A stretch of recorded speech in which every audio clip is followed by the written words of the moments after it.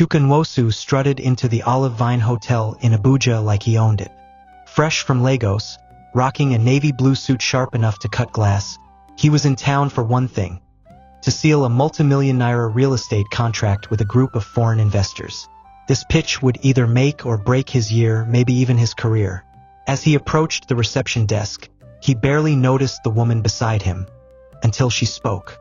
"You're standing on my foot," she said coolly, without even looking up from her Bible. Chuka blinked, confused. "You should move it then." She looked at him properly for the first time and rolled her eyes. "Classic Lagos boy," he scoffed.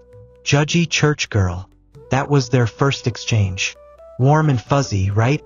Things only got worse when the hotel staff, in a brilliant stroke of incompetence, mistakenly assigned them both to the same executive suite.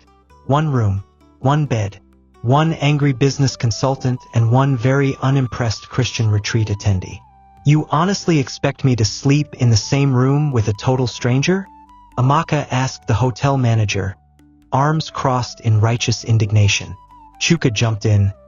"I should be the one complaining. I don't even share my Uber rides." After much shouting and side-eyeing, the hotel finally sorted it out. But not before they each made a mental note to avoid the other like spiritual plague. 2 days passed. Chuka was focused on his pitch, or at least trying to be. But disaster struck when, at 10:47 p.m. the night before his big presentation, his laptop crashed. Blue screen of death. His pitch deck, the one he had spent weeks perfecting, was gone. No backups, no cloud saves, just heartbreak and rage. He was sitting in the hotel cafe, head in hands, mumbling all kinds of things under his breath, when Amaka walked in for late-night tea. She recognized the look on his face: frustration, panic, and a touch of male ego refusing to ask for help. "What's wrong with you?" she asked, sipping from a mug that said Jesus saves. "My entire pitch just disappeared," he grumbled. "Presentations tomorrow." She raised an eyebrow. "Let me see." He looked at her, doubtful. "You design pitch decks?" "I design flyers for a church of 3,000 members every Sunday. If Jesus can multiply loaves and fish, I can resurrect your slides." Reluctantly, he handed her the laptop. What followed was the most unexpectedly hilarious all-nighter of his life.